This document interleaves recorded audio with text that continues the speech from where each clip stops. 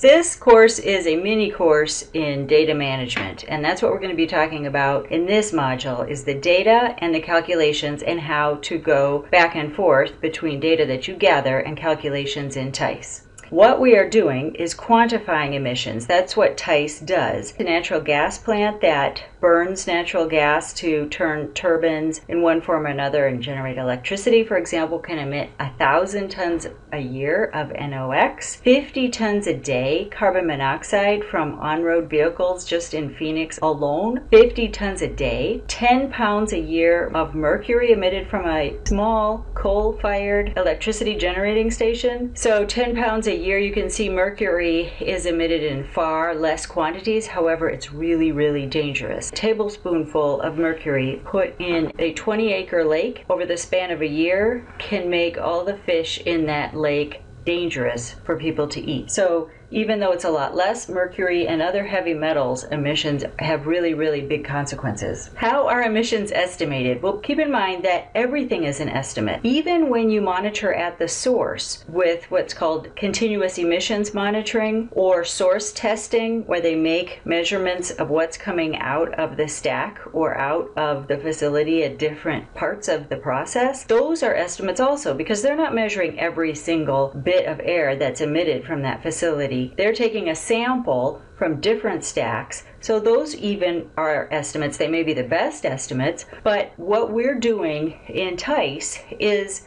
using models that EPA uses and is similar to what everybody else is doing to estimate these emissions. EPA has different models, and keep in mind that these models are incorporated into TEISS, and there's information in TEISS about how the calculators were derived and what models they use. Another method is material balance, and that's basically when you look at all the material that comes into a facility in terms of the raw material, and then what gets shipped out of the facility, either in the form of electricity or heat or emissions. Then you look at the material balance, what went in and what's going out. This stuff has to be somewhere. So that's another really good way of estimating what is emitted. Emission factors are factors that take into account the model that was used and say, okay, if you are in a particular type of process and you have this amount of what's called activity or throughput data, for example, just gallons of gas burned in a car, then what does the car emit of a particular pollutant that's based upon the emission factors? So these emission factors,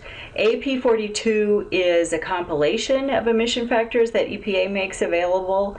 And for example, an emission factor would look at the pounds of mercury emitted per ton of coal burned. The activity data, that's the data that you're going to have to go out and gather, either by counting cars, talking to the source, doing a lot of internet research. If you can't get information from the source, there's a lot of material online. And basically what you need is like the throughput, the activity data, in order to use that in conjunction with the emissions factor, which is in TEISS, to estimate what's actually emitted for a particular pollutant. The basic equation, and this is part of TEISS, is that what's emitted is equal to the emission factor that's in TEISS and the emissions rate. Again, we usually talk about annual emissions, and the activity. This A is the activity. That's the cords of wood burned. That's the acreage of a field where pesticide is applied.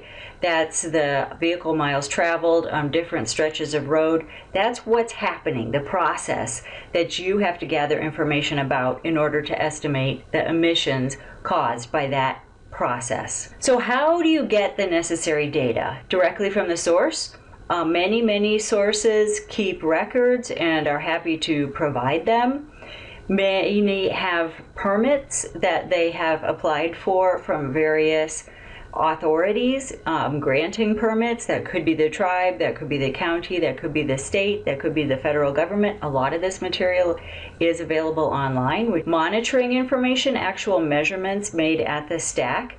A lot of times that information is available from EPA's website, or you could look at a similar facility. Questionnaires and surveys, those would be things that you would use in the case, for example, for wood stoves. If you're not sure how many people on your land use wood stoves and what kind to heat their homes, that would be something that you could find out perhaps through the use of a survey. So for each type of source, we're going to talk about data collection. So that's what the information is that you have to gather. So we're going to have slides on that. And then we're going to look at how you put that information into TEISS, what you do in TEISS with that data that you gather. And TEISS has a structure somewhat based upon the NEI. The slides that we're going to talk about next explain how the data you collect gets put into TEISS. For point sources, you need obviously the physical location, and you want the physical location, not a PO box. You need the stack parameters. Sometimes that information is available, sometimes it's not. But if you have this information, it's really, really highly recommended that you put whatever information you gather into TEISS. The process level information, so that's after you gather the basic information about the facility, its location, and what it does. What processes? Facilities can have multiple processes. Those are the things, that's the activity that generates the emissions into the air. The process level is where you look at and select SEC codes, and that determines the calculators that you use. For the process, in some cases, it's going to be a complicated process and there'll be a flow diagram. Materials being consumed, obviously, so what's going into it? Is it fuel? Is it raw materials? The boiler throughput, for example. So many larger buildings like schools and community centers are heated with boilers. They may use propane, they may use natural gas. How much of that propane is used every year? Operating schedules, that can be critical, especially with seasonal activities.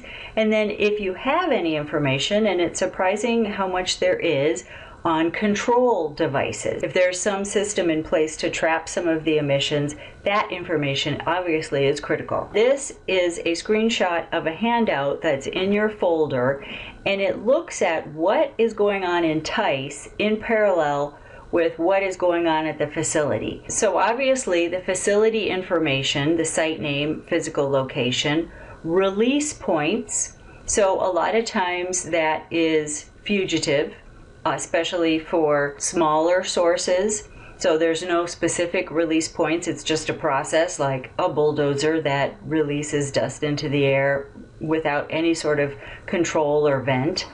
The emission units, that may, for example, this looks like it's a sawmill. So there are debarkers at sawmills, there are hog cyclones at sawmills, and each of those would be a unit, like a physical thing, where something happens and air pollution is emitted from that emission unit.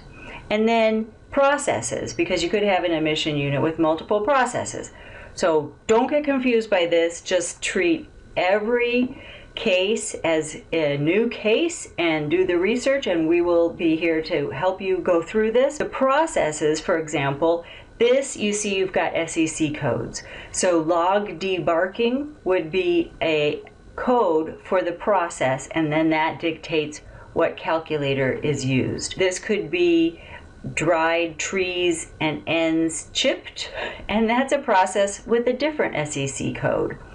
Again, the time frame is usually annual, and the emissions, which is the end result of all this, if you get that information from a permit, for example, estimated emissions are often on permits, you can enter that into TEISS, or if you gather the throughput, the activity data, you can use TEISS to calculate that.